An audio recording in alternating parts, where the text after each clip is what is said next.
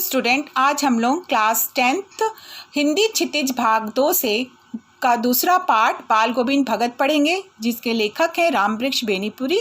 उसके पहले हम रामवृक्ष बेनीपुरी के बारे में जानेंगे। रामवृक्ष बेनीपुरी का नाम आधुनिक युग के सुप्रसिद्ध निबंधकार के रूप में लिया जाता है। उनका जन्म सन 1902 में बिहार राज्य स्थित मुजफ्फरपुर के बेनीपुर गांव में हुआ था। बचपन में ही उनके माता पिता का निधन होने के कारण उनका पालन पोषण उनकी मौसी द्वारा किया गया। उन्होंने अनेक कठिनाइयां सहकर 10वीं की परीक्षा उत्तीर्ण की। 1920 के असहयोग आंदोलन की अवधि में उन्हें कई बार जेल यात्रा करनी पड़ी।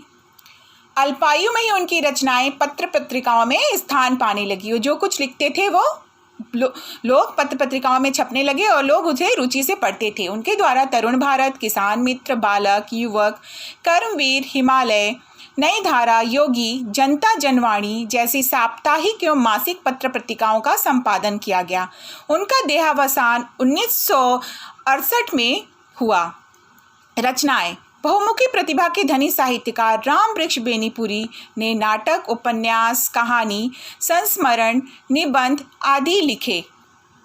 बाल गोविंद भगत पाठ का सार देखेंगे। बाल गोविंद भगत नामक प्रस्तुत पाठ में लेखक रामवृक्ष बेनीपुरी ने ऐसे विलक्षण चरित्र वाले व्यक्ति यानी ऐसे अलग बिल्कुल अलग व्यक्ति का रेखाचित्र खींचा है जो मानवता, लोक संस्कृति, सामूहिक चेतना तथा करनी कथनी में साम्यता रखने वाले का प्रतीक है।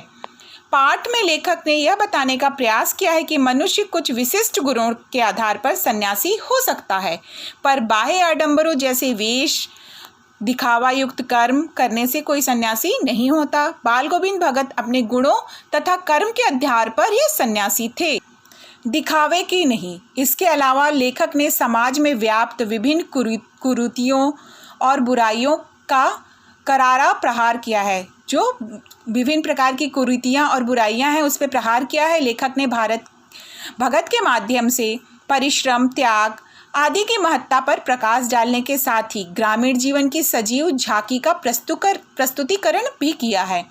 बाल गोविंद भगत 60 वर्षीय मंझौले कद के गोरे चिट्टे आदमी थे। 60 साल के थे और मंझले कद के थे, ना ज़्यादा लंबे ना ज़्यादा छोटे, गोरे चिट्टे थे जिनके पके हुए बाल, लंबी दाढ़ी, कमर में एकमात्र लंगोटी, सिर पर कबीर पंथी जैसी कनफटी टोपी, मस्तक पर रामानंदी चंदन, गले में तुलसी की माला आदि से सुशोभित बाल गोविंद भगत कपड़े बिल्कुल कम पहनते थे।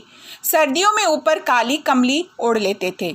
जब सर्दी होती थी तो एक काली कंबल ओढ़ लेते थे। ऐसे भगत बाल गोविंद को बाह्य वेशभूषा से साधु नहीं कहा जा सकता है, क्योंकि वे गृहस्थ भी हैं, खेती बाड़ी है और अच्छा साफ सुथरा मकान भी है। यह सब होते हुए भी साधुओं की सभी परिभाषाओं पर खरे उतरने वाले भगत हैं। भगत की साधु प्रवृत्ति: भगत कबीर को साहब मानते थे। उन्हीं के गीतों को गाना, उन्हीं के आदेशों को पर चलना, उन्हीं जैसा खरा व्यवहार रखना, स्पष्ट वक्ता, किसी की चीज ना छूना, ना बिना पूछे व्यवहार में लाना। किसी की चीज को ना छूते थे, ना बिना पूछे उसको उपयोग करते थे। यहाँ तक कि शौच भी अपने ही खेत में जाना उनकी प्रवृत्ति थी। उनकी सब चीज़ साहब की थी। कबीर को वो साहब मानते थे और कहते थे कि उनकी जो भी चीज़ है वो साहब की है।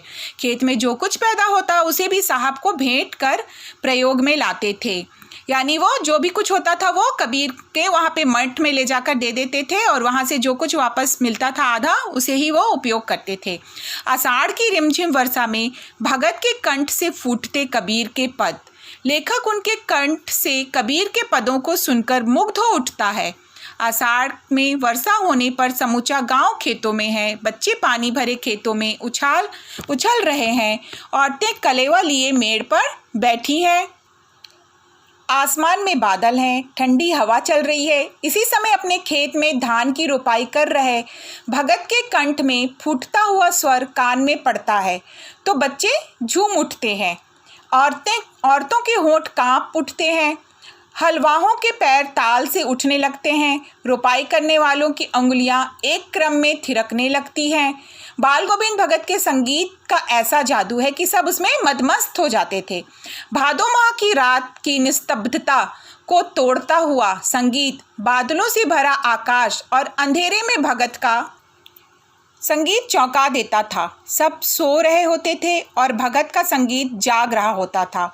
उनका संगीत सोए हुओं को जगा देता था। उनका संगीत अंधेरे में अकस्मात कौंध उठने वाली बिजली की तरह चौंका देता था।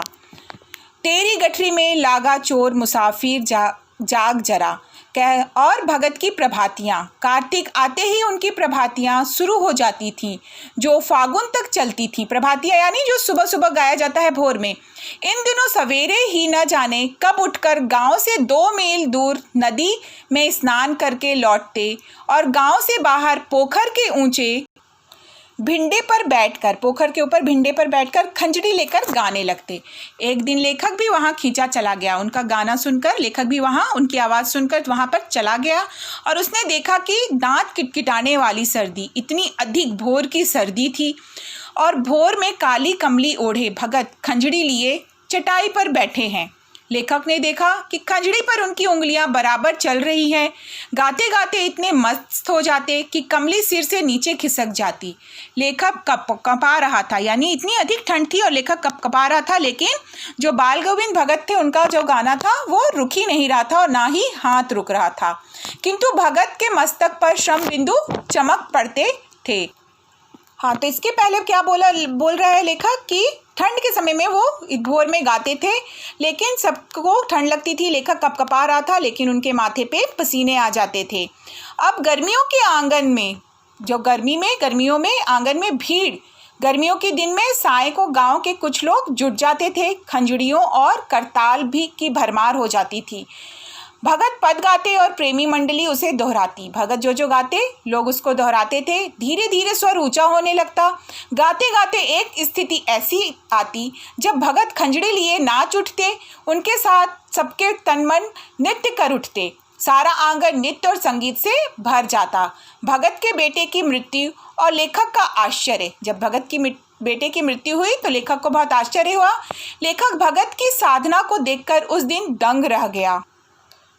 जब भगत का इकलौता बेटा मरा था, लेखक यह देख के दंग रह गया। जब भगत का इकलौता बेटा मरा था, जिसे भगत बहुत मानते थे, जिसकी बड़ी साथ से शादी कराई थी, वही बेटा मर गया है। बेटे को आंगन में चटाई पर लिटाकर एक सफ़ेद कपड़े से ढक दिए हैं।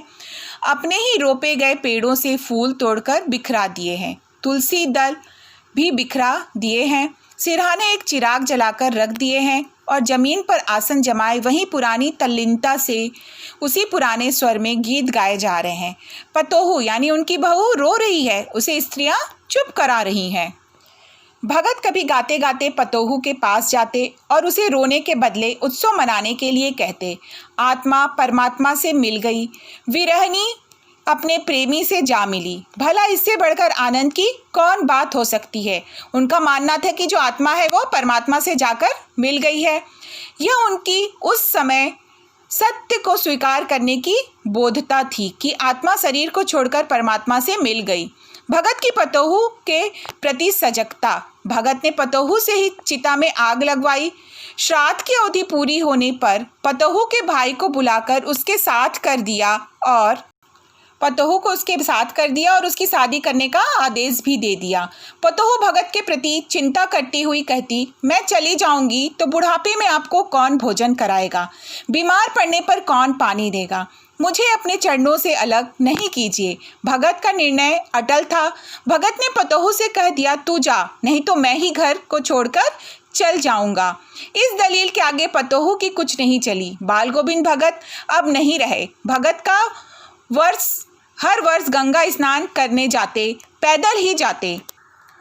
करीब 30 कोस पर गंगा थी। हर साल वो गंगा नहाने के लिए जाते थे और करीब 30 कोस पर गंगा थी।